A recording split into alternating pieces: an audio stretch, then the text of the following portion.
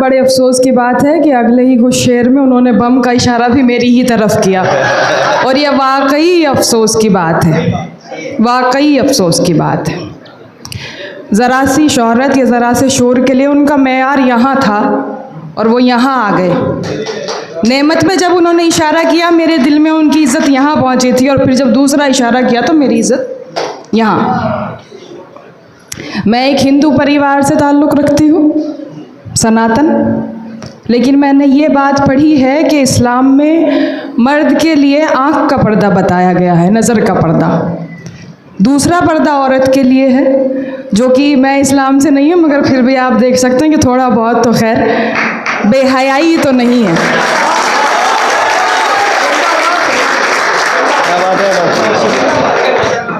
اور میں اس یقین کے ساتھ میں جن مشاعروں میں جاتی ہوں، مشاعرہ آپ جانتے ہیں کہ اردو کو ہندوؤں نے ذرا سا کنارے کر دیا۔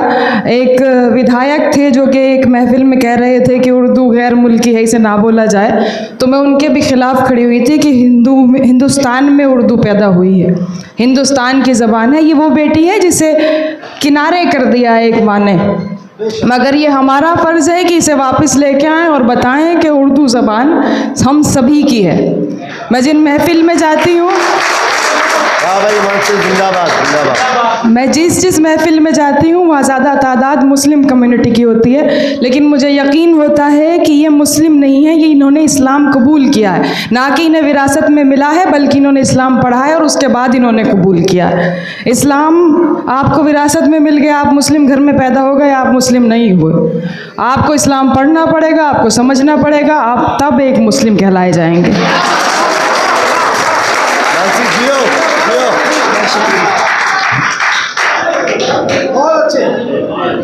بہت شکریہ۔ اب میں جو اپنا کام کرنا آئی تھی ماحول میں نے سیریس کر دیا، لیکن اشارہ آپ سب سمجھ چکے ہیں۔ میں آپ سے بڑی امید کرتی ہوں کہ آپ سب کی اپنے آنے والے مہمانوں کی بہت عزت کرتے ہیں، بہت احترام کرتے ہیں۔ اب میں جو بات کہہ رہی ہوں یہ ہے کہ ہمارے جو یمراج تھے انہوں نے چترگپت سے کہا کہ چترگپت ایک ایسا آدمی اٹھا کے لے کے آؤ جو دنیا کا سب سے بڑا جھوٹا ہو۔ چترگپت نے ڈھونڈا اور ایک مشاعرے سے ناظم کو اٹھا کے لے گئے۔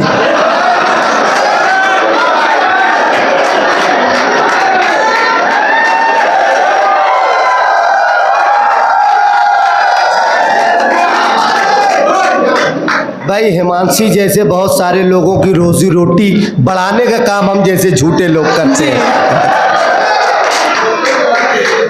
یمراج نے کہا آپ اسے کیوں لے کے آئے ہیں؟ چترگپت نے کہا سرکار یہ آدمی بنا وجہ دوسروں کے فائدے کے لیے پوری رات جھوٹ بولتا ہے، بے وجہ جھوٹ بولتا ہے، لیکن میں یہ جانتی ہوں کہ اس جھوٹ کی سزا نہیں ملے گی، کیونکہ ہم جیسے ٹوٹے پھوٹے شاعر یا شاعرہ ان کو جھاڑ پوچھ کے اس مائک پہ کھڑے کرنے کا کام ہمارے ناظم کرتے ہیں۔ زوردار تالیاں ایک بار ان کے لیے۔ اور میں یہ جانتی ہوں کہ اس مائک سے ایک بار کو جھوٹ بول سکتے، لیکن اس مائک سے جھوٹ نہیں بول سکتے۔ میں دو شعر کے ساتھ عزیز آراب بانو وفا صاحبہ کے دو شعر کے ساتھ انہیں آواز دیتی ہوں۔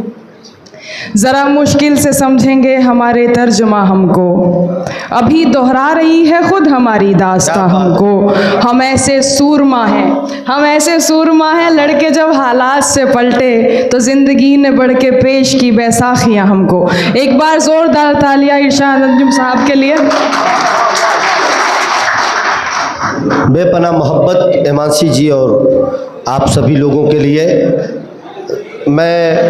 میرا نظامت میں کام چل جاتا ہے، آپ کی دعائیں بہت تھیں، لیکن انہوں نے مجھے فون کیا کہ آپ شاعر ہیں تو کچھ شعر پڑھیں، اور وہ ہماری مہمان ہیں، ہماری آواز پر انہوں نے لبیک کہا ہے۔ تو میں سب سے پہلے پورے مالیگاؤں کی جانب سے ہمارے ہندی زبان کی ترجمان ایک پوری کمیونٹی ہے، وہاں سے آنے والی شاعرہ محترمہ ہمانسی بابرا صاحبہ، یہ چونکہ مسجدوں میناروں کا شاعر ہے، خالص پیور مسلمانوں کا شہر ہے، تو ہم اپنے پورے شہر کی طرف سے آپ کا استقبال کرتے ہیں۔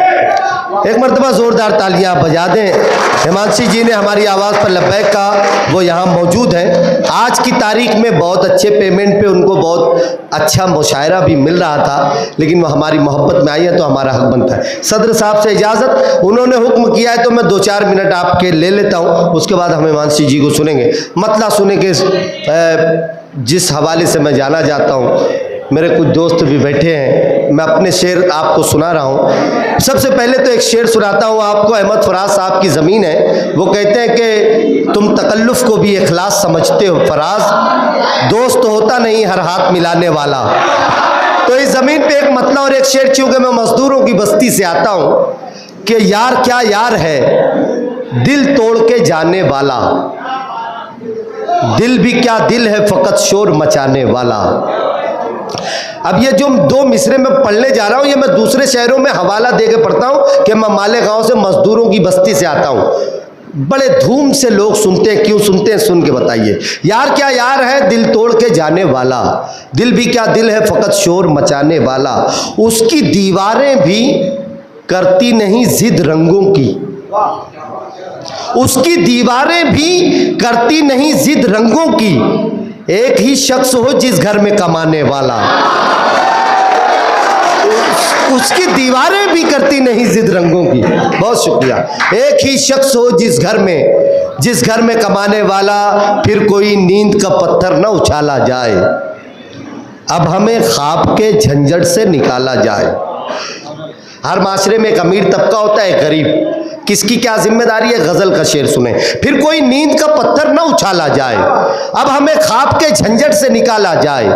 रोशनी आपके घर में है तो खिड़की खोलें, ताकि मजबूरों के घर में भी उजाला जाए।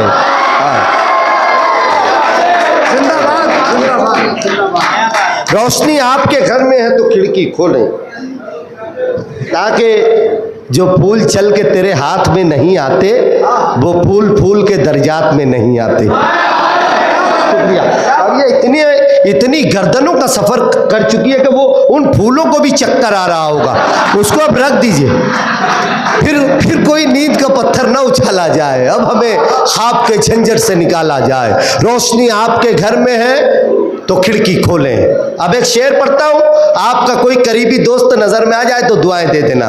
रोशनी आपके घर में है तो खिड़की खोलें, ताकि मजबूरों के घर में भी उजाला जाए। इसलिए तेरी अदाओं का दीवाना मैं हूँ, जो तेरी आंख में चमका वो ज़माना मैं हूँ। इसलिए तेरी अदाओं का दीवाना मैं हूँ, जो तेरी आंख में चमका वो ज़माना मैं हूँ। मैंने जिन लोगों के रस्तों से हटाए पत्थर, अब उन्हीं लोगों के पत्थर का निशाना मैं हूँ।